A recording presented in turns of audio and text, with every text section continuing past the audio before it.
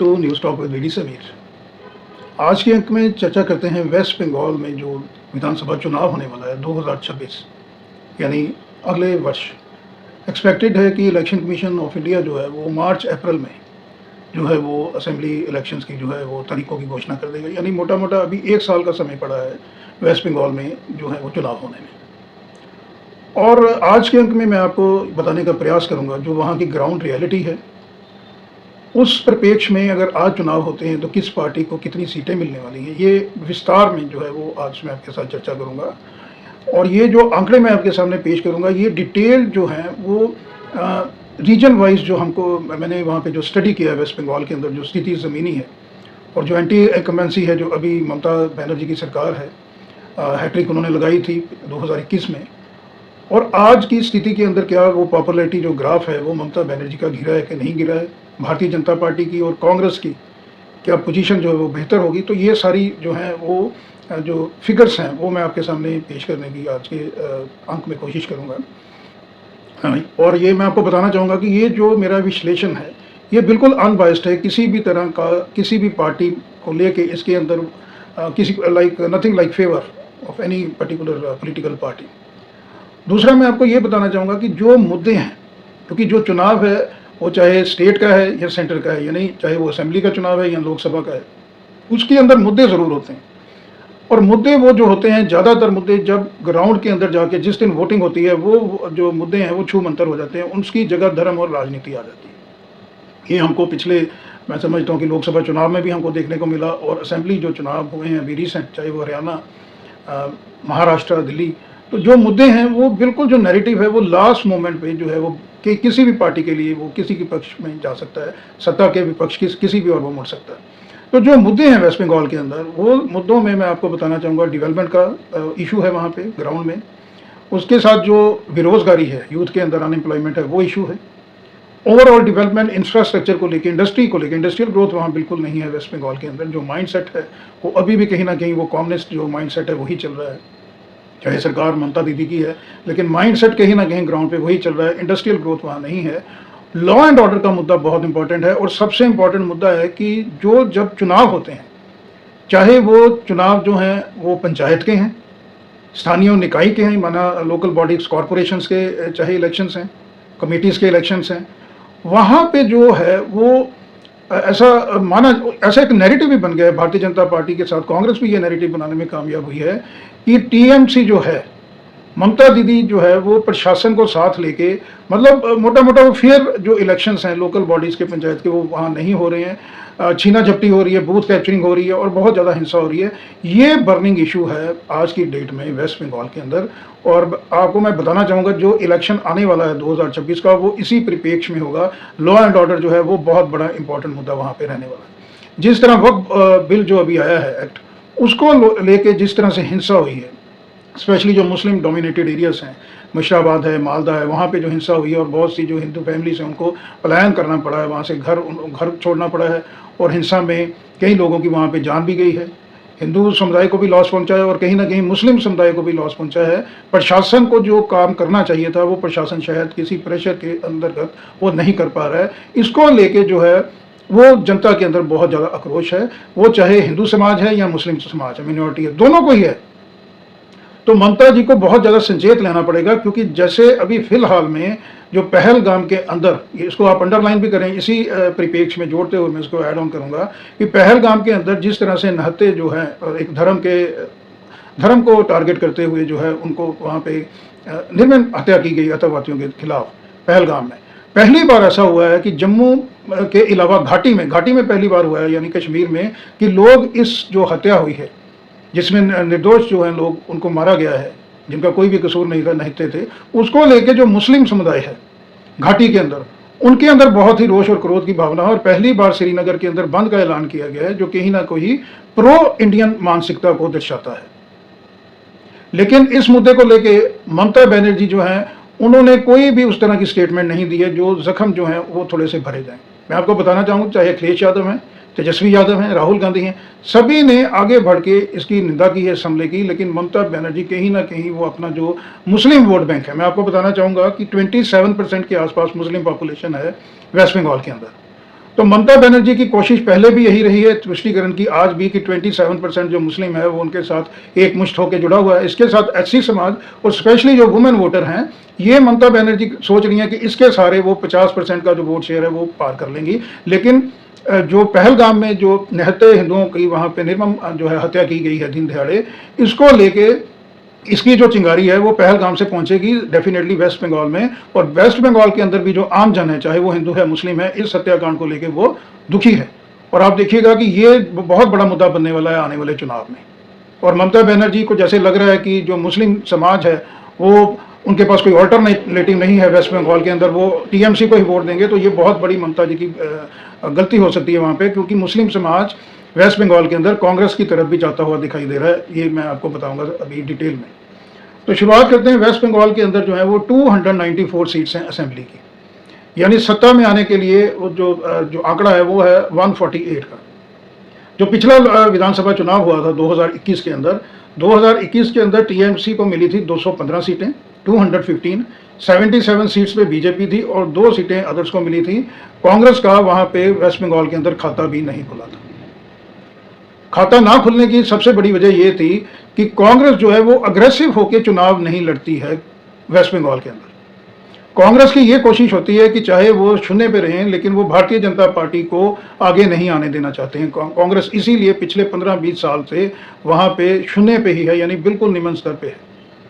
तो कांग्रेस को भी अभी एफर्ट करना पड़ेगा, जिस तरह से आम आदमी पार्टी के अगेंस्ट जो है वो अपने आप को फिर से रिवाइव करने के लिए कांग्रेस ने दिल्ली के अंदर इलेक्शन लड़ा असेंबली का, वेस्ट बंगाल के अंदर भी उनको लड़ना पड़ेगा, लेकिन लड़ना पड़ेगा उसकी तैयारी अभी से करनी पड़ेगी। ऐसा नहीं है कि दिल्ली असेंबली इलेक्शंस की तरह आप 1-1.5 महीना पहले जागें और फिर काम करें और उसका नतीजा तो फिर शून्य ही होने वाला है। अगर कांग्रेस अधीर रंजन चौधरी को, मैं समझता हूँ कि सबसे बड़ा फेस है और जनता के साथ उनकी कनेक्टिविटी वेस्ट बंगाल में बहुत बढ़िया, उनकी गुडविल बहुत बढ़िया है। अगर कांग्रेस अधीर रंजन चौधरी साहब को आगे करती है, मोटा मोटा अभी 1 साल का टाइम पड़ा है, तो कांग्रेस को भी हमारे सर्वे में बेनिफिट होता दिखाई दे रहा है।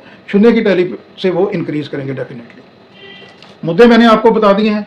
20% मुस्लिम जो हैं उनकी घेराबंदी करने की कोशिश है तमाम दलों की, लेकिन जो बेनिफिट है वो टीएमसी की जगह इस बार कहीं ना कहीं जाता हुआ दिखाई दे रहा है कांग्रेस की तरफ। क्योंकि जैसे लोकसभा चुनाव के अंदर आपने देखा था कि मुस्लिम समुदाय कांग्रेस की तरफ शिफ्ट हो रहा है, उसी तरह वेस्ट बंगाल में भी असेंबली इलेक्शंस में ये हमको देखने को मिल सकता है। इसके अलावा मैं आपको बताऊं, एक बहुत बड़ा इशू है, वो है जो ट्राइबल बेल्ट है, जंगल महल जो रीजन है, उसके अंदर जो कुर्मी समाज हैं, जो समुदाय है, जो फार्मर्स खेती का ज़्यादा काम करते हैं, वो एसटी का जो स्टेटस लेने के लिए वो लगातार उनकी डिमांड है, वो सड़कों पे भी आए हैं।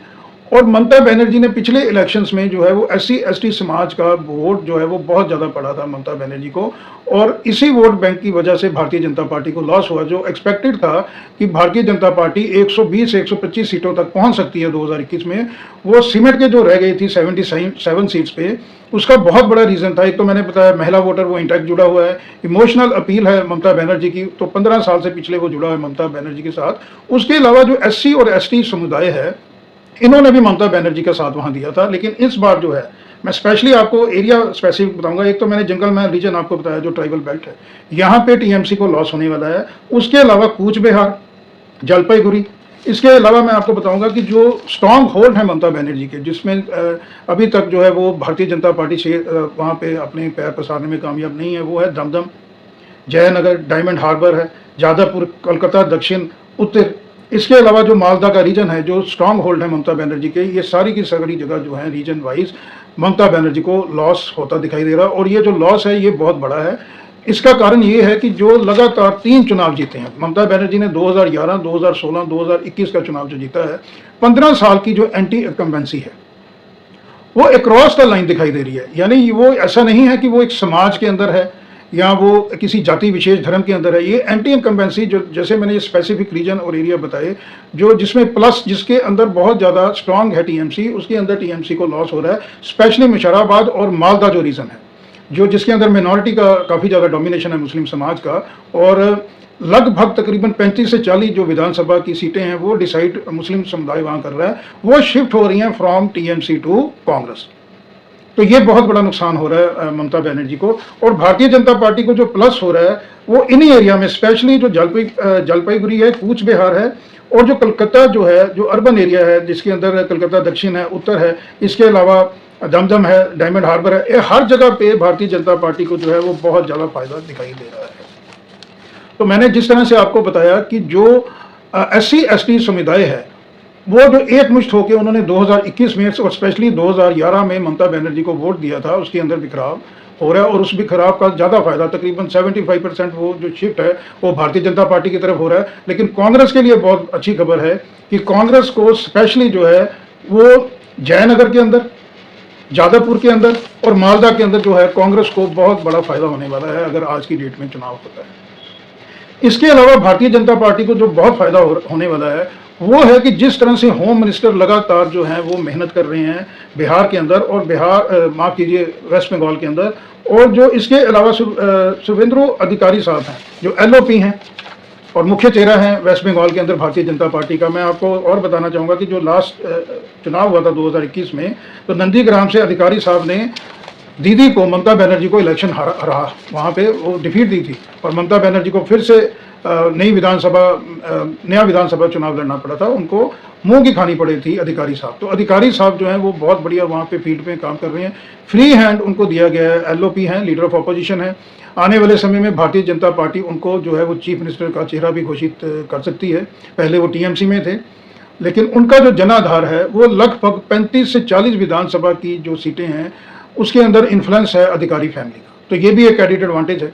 सबसे बड़ा एडवांटेज जो भारतीय जनता पार्टी को मिलने वाला है वो ये है कि जो वुमेन वोटर है, जो लगातार पिछले 3 चुनावों से, चाहे वो 2011 का चुनाव था, 16 का चुनाव था, 2021 का चुनाव था, वुमेन वोटर एक इमोशनल अपील और इमोशनल टच था जो ममता बनर्जी का, उसको लेके इंटैक्ट था। और जिसकी वजह से जो पिछला चुनाव हुआ 2021 का, वो भारतीय जनता पार्टी को बहुत बड़ी हार जो उसको देखनी पड़ी थी, उसको मिली थी वेस्ट बंगाल के अंदर। बहुत बड़ा रीज़न था कि महिला वोटर इंटैक्ट रहा लगातार पिछले 15 साल से ममता बनर्जी के साथ। लेकिन इस वक्त जो एंटी इनकम्बेंसी है, जैसे मैंने स्पेशली आपको बताया कि ये जो आफ्टर द टेरर अटैक जो पहलगाम के अंदर हुआ है, और जिस तरह से ममता बनर्जी ने उस तरह की निंदा नहीं की है इस हमले को लेकर, सिर्फ क्यों नहीं की है कि ममता बनर्जी ये तुष्टीकरण जो करती हैं वहाँ मुस्लिम समुदाय का, उसको लेके अभी जो महिला वोटर हैं उसके अंदर भी बहुत ज़्यादा नाराज़गी पाई जा रही है। और स्पेशली जो महिला वोटर की नाराज़गी का दूसरा कारण ये है कि लगातार जो एम्प्लॉयमेंट है, अनएम्प्लॉयमेंट वहाँ पे बढ़ रही है। और घर के अंदर अगर आप देखें, अगर एजुकेशन है, आपके बच्चे पढ़े लिखे हैं, अगर उनको रोज़गार नहीं मिल रहा है,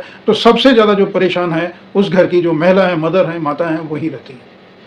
तो जिस तरह से मानसिकता है TMC की, मैंने आपको बताया कि माइंड सेट वही है लेफ्ट पार्टीज़ का कि नहीं, हमने इंडस्ट्री नहीं आने देनी है, इससे डिस्पैरिटी हो जाएगी समाज के अंदर, जो इनकम ग्रुप है उसके अंदर डिस्पैरिटी आ जाएगी, और अगर इंडस्ट्री नहीं आएगी तो किस तरह से रोजगार मिलेगा युवाओं का। इसको लेके जो महिला वर्ग है उसके अंदर बहुत ज़्यादा नाराज़गी है अगेंस्ट ममता बनर्जी, और ये आने वाले जो चुनाव है उसके अंदर साफ देखी जा सकती है।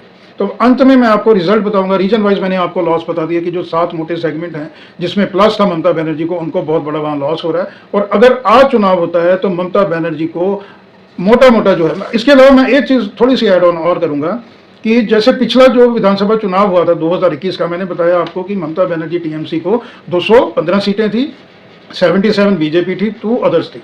इसके बाद इन बिटवीन जो है 2021 से 2025 के इन बिटवीन जो है बाई इलेक्शंस हुए हैं अलग अलग असेंबली के अंदर, और 2024 का जो लोकसभा चुनाव था उसके बाद 6 उपचुनाव हुए थे। उपचुनाव इसलिए हुए थे कि जो MLA साहबान थे उनको MP की सीट मिली थी और वो जीत के लोकसभा में पहुंच गए थे।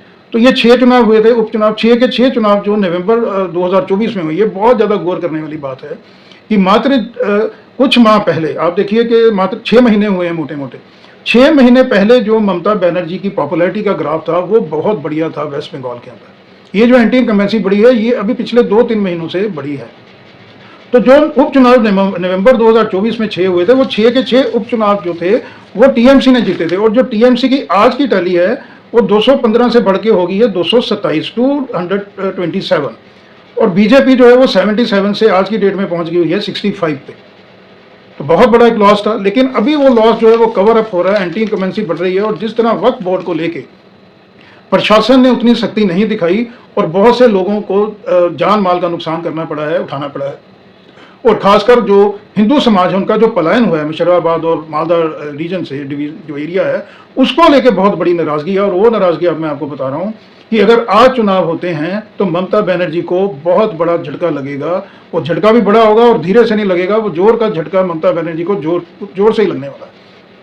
यानी ममता बनर्जी, जो मैंने आपको बताया, अभी 227 सीटों पे है, सीधा सीधा 100 सीटों का लॉस होने जा रहा है ममता बनर्जी को, और ये बहुत बड़ी एक न्यूज है।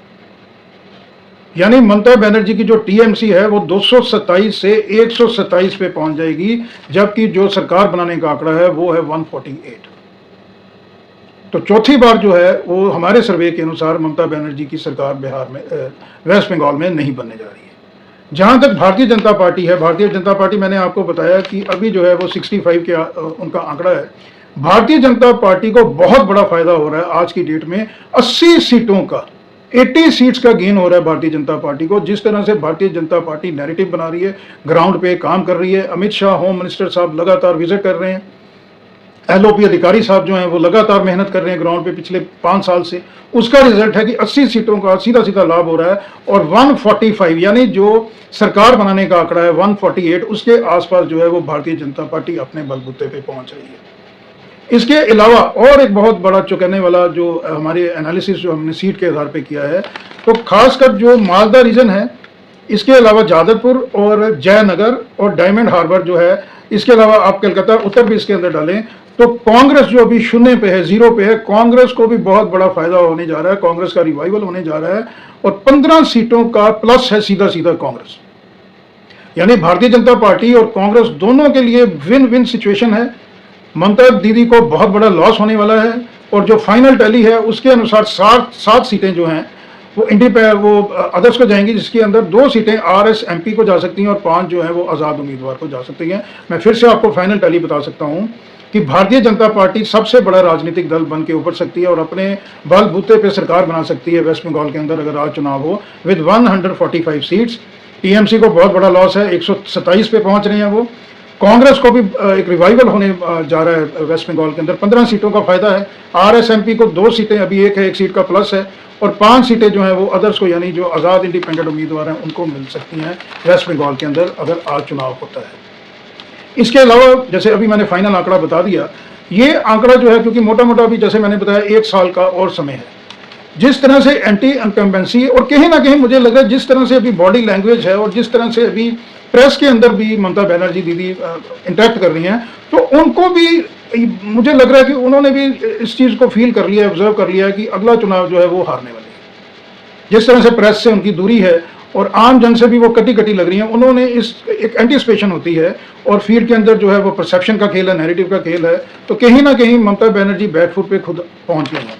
मैं और बताना चाहूँगा कि अगर शुभेंद्र अधिकारी जो हैं, इसके अलावा एक तो उनको फ्री हैंड तो ऑलरेडी मिला है, अगर सेंटर की तरफ से ये जो लॉ एंड ऑर्डर को लेकर समस्या आ रही है, कहीं ना कहीं 3 डिवीजन के अंदर जो एक डर है टीएमसी का जो वर्कर है उसको लेके, उसको दबंगई को लेके, तो सेंट्रल गवर्नमेंट को जो पैरामिलिट्री फोर्सेस हैं, जहां पे भी लॉ एंड ऑर्डर का इशू आता है, उनको डेवलप करना पड़ेगा। अन्यथा भारतीय जनता पार्टी को ये लॉस हो सकता है, जैसे 2021 में भी हुआ था कि बहुत सा वोटर ऐसा था जो डर की वजह से बूथ पे नहीं पहुंचा था।